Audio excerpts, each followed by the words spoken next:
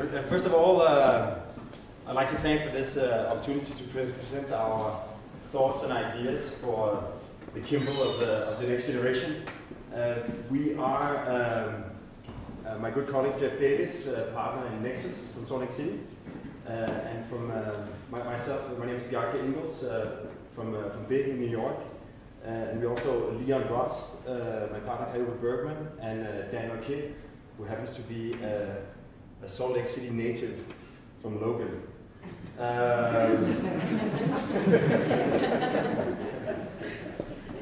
Apart from us from Big and Nexus, we have been collaborating with Dunn Associates on structure, on DBFA, on mechanical installation, and vision engineering on electric, and on Big D. Miraculously, there's actually space enough for 2 bigs in this team. Big D on constructability and costs. And we've been spending the last week doing a very necessary in-depth research, trying to sort of uncover the charm of Park City and testing some recent technology and movement. But I think part of the at the core of the raw charm of Park City is that it comes from this sort of unique history of repurposing the structures of the industry of the past into the framework for life and leisure and culture and art of the present and the future.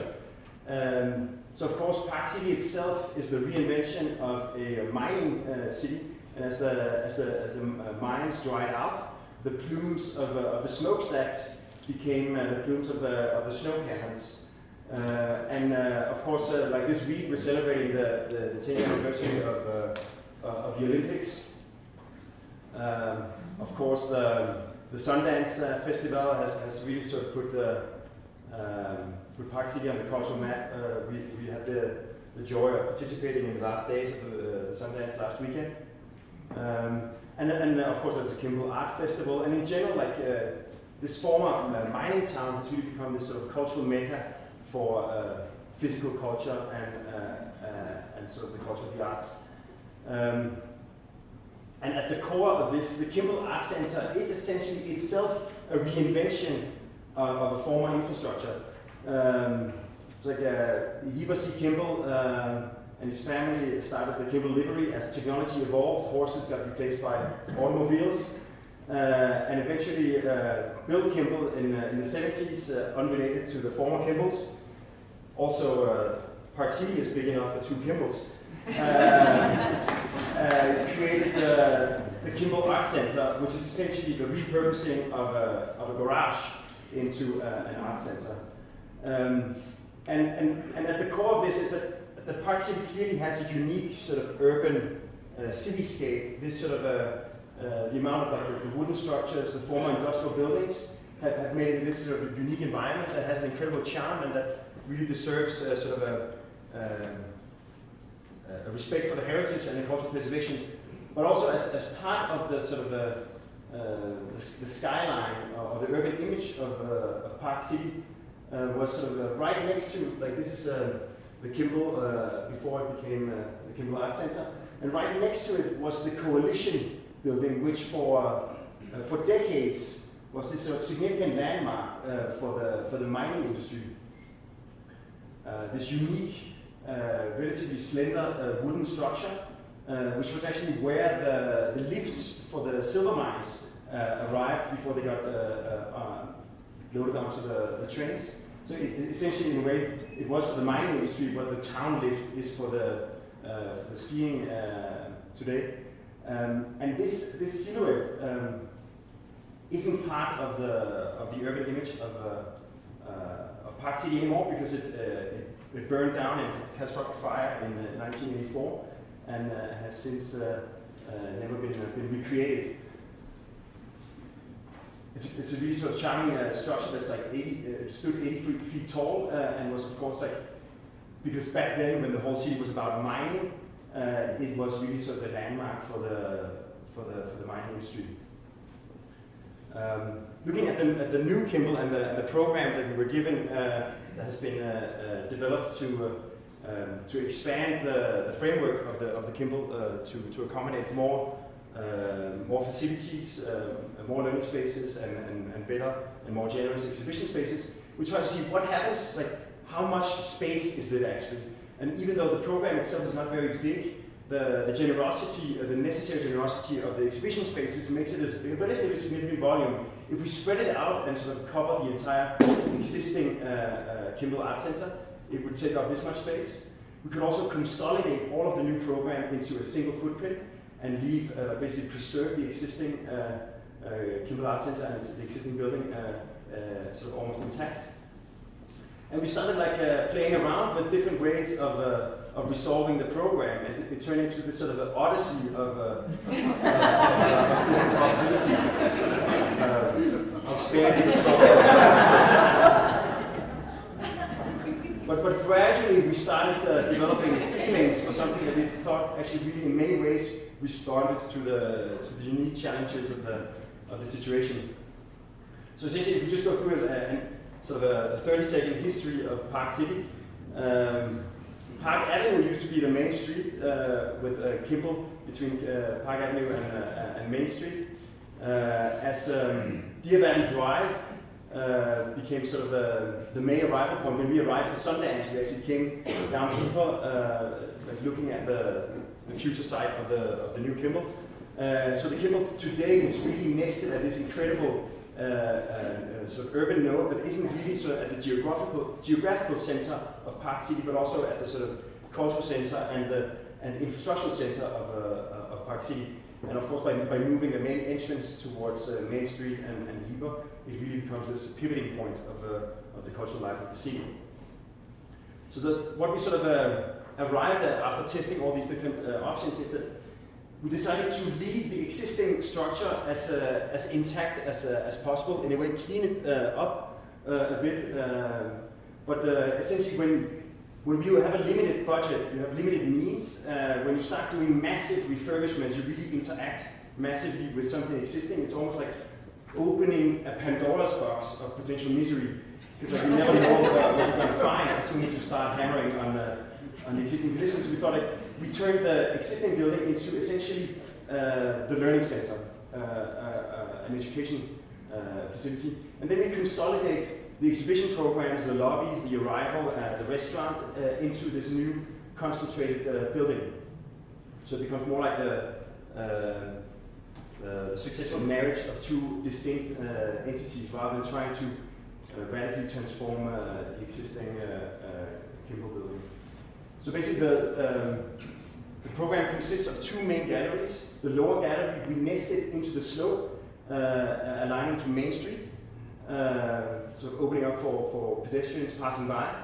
And the upper gallery we lifted all the way to the top of the building, and we turn it towards Heber Avenue, so that people arriving, visitors arriving to the city, will be able to see into the exhibitions of the upper floor, almost like a sort of a friendly building that turns its head to sort of invite the visitors. Welcome to my hometown. And this sort of symbol like this creates a quite simple layout where you have the education center in the existing building along Park Avenue. You have the arrival, lobby, restaurant, and also the administration sandwiched between the volumes of the two main galleries. And what we brought the site model, we had to build a bigger model so we could sort of appreciate the Kimball's presence in the urban context in the larger scope, also looking at the slopes on both sides.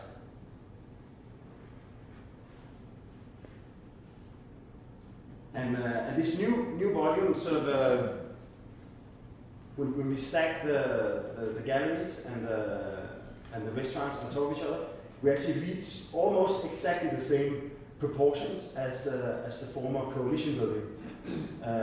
So you can say the new Kimball could really stand as a beacon for the cultural life and the art world of the new Park City in a similar way that the coalition stood as a landmark of the mining town of the past. And this sort of gesture of turning its head doesn't only address Heber Avenue, but it also makes the building almost peek up and down Main Street as this sort of friendly building looking across the corner. And of course, as you arrive from Heber, you'll be able to see what's going on at the top when you come down the hill, and from the street looking into the lower galleries from the sidewalk. So if we go through the program, again, you arrive on the main lobby from Heber Avenue on the corner of Main Street. To the left, you see the series of classrooms. And then we propose to create an assembly space, like a very generous staircase that could be an informal auditorium, but it could also be an assembly space where, for instance, like groups of school children can accumulate before and after they visit the museum. This big generous staircase also takes you down to the lower floors where you have a series of support functions. Also from the alley at the bottom along Main Street, we have the loading dock that allows arts to be moved straight into the lower gallery and also into the elevators. Back up at the main entrance, when you arrive to visit the museum, you have the ticketing, you have a view down into the main gallery, and along the main street you can follow the slope and actually come down into the big exhibition space. Or you can take the generous staircase up in the gap between the exterior facade of the building and the galleries that stand at these two big volumes inside the space of the museum. You arrive up to the upper floor on top of the gallery where you have a restaurant, the kitchen, and a direct access to a new roof terrace sitting on top of the existing garage building. On top, again, this space is very generous. So you have the back of house functions, the kitchen, and the toilets related to the restaurant. And as you then move up here, you can see the sort of generous space with the central core of the restaurant, people dining around the core, and the possibility to flow straight out on this new roof terrace that becomes like this courtyard in the middle of this busy corner of Park City. And from here you can follow, again, walking along the perimeter of the building and this sort of sculpturally warping wooden wall. You come up to the administration. Visitors will simply pass the administration, but the administration is located as the foundation for the upper gallery. All of the staff have these offices with sort of an enviable view of the surrounding valley. Continuing further up, this stair finally arrives at the large, generous gallery at the top that has both the panoramic view of the Wasatch Mountains, but also the possibility for skylights. And from here, the stair basically continues further up and arrives at the roof terrace that becomes like this incredible outdoor gathering space, both for outdoor installations, outdoor sculpture, or various events.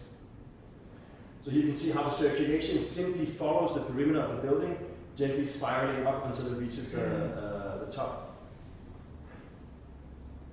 And this is sort of a look into the building where you see only the wooden structure with the two galleries taken out. We propose to turn the roof terrace into a sculptural garden, but also it has these skylights and thermal solar panels that Jeff is going to get more into detail with. But essentially this garden that consists of native plants, these tall grasses that you find around in the valleys, simply frame the sort of sustainability and daylight sculptures, and it becomes like this big tall garden. You have an outdoor terrace where you can move out almost like and of course you have the loop of the sculptural garden. And this terrace almost becomes a reintroduction of this of the generous porch, where the restaurant can pull out under the canopy of the turning wooden building. And finally, this building, like a major sort of element of what creates the character of any building, is essentially what it's made out of. And again, looking a little bit back to the history of Park City, most of the historical structures, like few of them stand today, but like historically almost all structures were built out of wood. Today wood is still like a very significant cladding in the city. But also the old mines were actually reinforced with this sort of stacked timber, like log constructions of overlapping logs. And of course the log cabins themselves had this unique, essentially historically Scandinavian way of building with a massive timber. And this building technique has been sort of developed into a more refined sort of Utah construction principle. Here it's in hiring this silo with these square logs and these like incredibly elegant corner details. And even if you go back to the Hogans of the Navajos, again the solid timber and this sort of gradual twisting of or turning of the straight members create these organic domes. Finally, the Southern Pacific Railroad used to have a train line that went across the Salt Lake, founded on these piles, wooden piles that were hammered deep into the Salt Lake, and where they sort of over decades practically marinated into this new special wood with an incredible rich texture. Right now there's a company that extracts and reuses these old logs called trestle wood, and it has this incredible texture and materiality unique to the Salt Lake. So we essentially propose to use this material and this traditional construction technique. It's essentially you stack the solid logs because of the massive scale of the wood. It has the depth to insulate. It has the strength to carry itself. And all we need to do is connect it with these rebars. Here you see the corners. And essentially, because of the depth of the wood, we can gently rotate each piece of timber when the building turns its head to look up Heber Avenue. Within the straight members, even though it's a sort of, we call it a double curving sculptural surface, it is actually made out of these straight logs.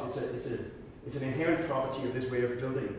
You can call it like a very contemporary expression of a very traditional material.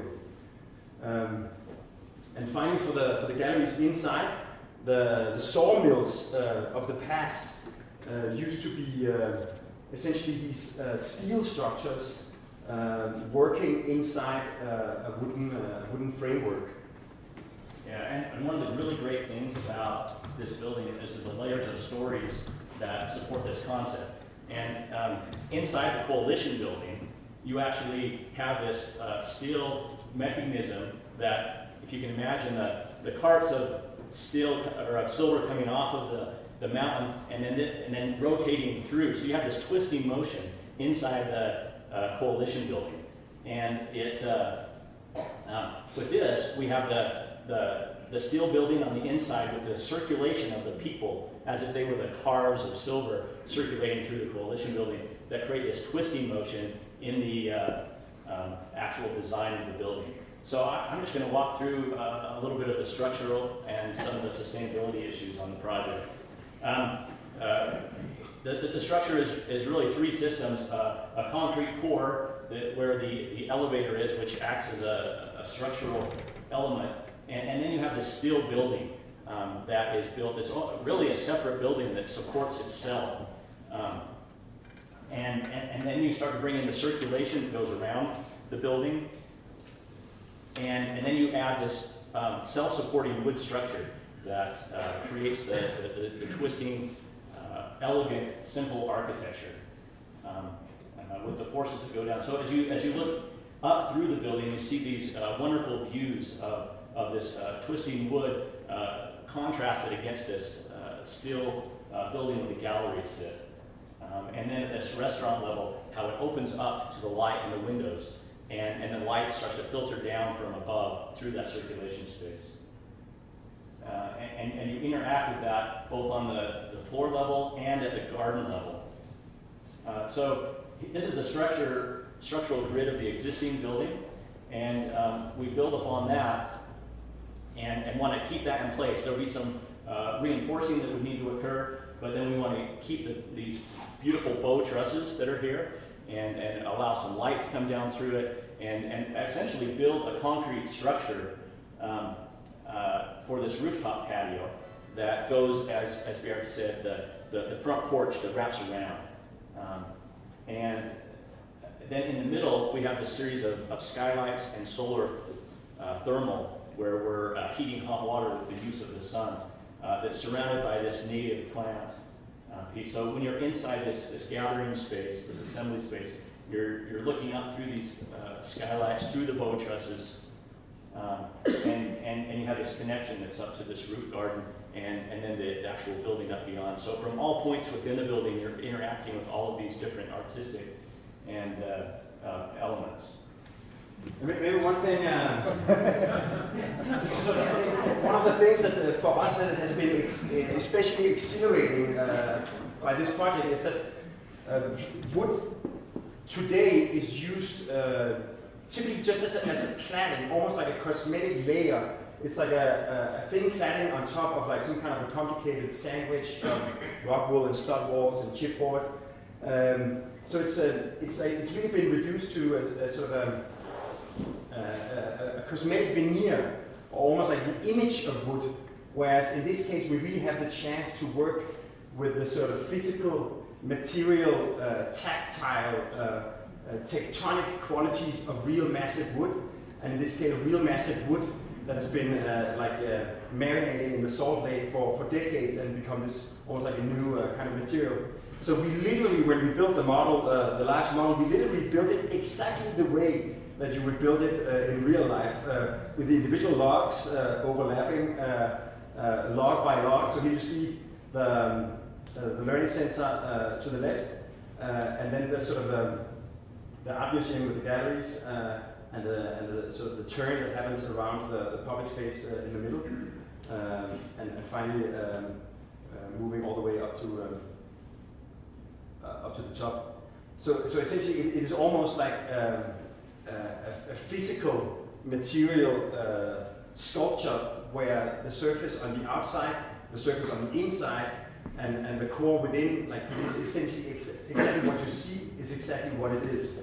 And for an architect today, that's like a very unique opportunity to do something that has such integrity and such authenticity because of the complicated nature of contemporary construction. So in a way, again, like getting something, become allowed to sort of build something that is really truly genuine and at the same time has a very sort of strong artistic expression. Yeah, so just to look through some of the plans, we really started out with the grid of the existing building and then built upon that grid and extended it through the new building. So you can see that we just extended that through. And then this gathering place, just to note on that again, it really becomes a place where you can bring in groups. For example, a school bus shows up with a group of kids and they come in and you need a place for it to gather and maybe to introduce what they're going to see. And you can move right from this assembly space directly into this gallery or directly into the large freight elevator or the smaller elevator and go up to the upper gallery. As well, there's just some of the details, there's a separate staff entrance with almost a coat room where they can drop off their things and move directly over to the elevator and get right up to their space. And then on this main level, we have really the education piece over here, and we have these movable walls that separate to make the art studios really flexible so that you can use it for different uses or different sizes at different times. And then one of the really great amenities is, it's a little difficult to see on this, but there are doors that open out onto the street. And that's right where the main entrance right here to the Kimball is. And if you can imagine these artists during an art festival having all their supplies, whether it's welding or whether it's painting or sculpture, but being able to do the art out on the street, interacting with the people. Yeah, it's this other layer of the festival. And so again, we've talked about this roof garden that opens directly out into this the restaurant area, some restaurant service space, and then the offices around the perimeter that have these great views out. with really the heart of the office, the interaction piece around this core where people are circulating and right off of this large boardroom, conference room. And so that the heart of the activity in the administration is there at the center. And then the upper gallery with free spans, completely open, very flexible, and of course the upper roof garden that has these great, incredible views out across Park City. So just to reiterate, here's that gathering space where you can move right over to the elevator and go up, or move beyond it over into the main gallery, the existing trusses, the light that comes down through, the generous galleries. If this wants to be a world-class art center, it really has to have these high spaces to accommodate those types of things. And then we went through and really got into the details of how this actually works and how the structure works, how it interacts with the existing building, how it creates this light well that lets light down through the circulation space that really then spills all the way down through the building. You can see it up there at the top as it spills down through that circulation space, creating this great play of shadow and light with the twisting form. So it's really the preservation of this existing building with the twisting form. Natural daylight, skylights on the top, nice open windows at the street level so you can see in, see what's going on. Some cross ventilation, utilizing the cool evenings and the cool nights of Park City to flush the building out at night and disperse the heat during the summer, and so that it's already charged in the morning when the heat comes in with the cool air inside.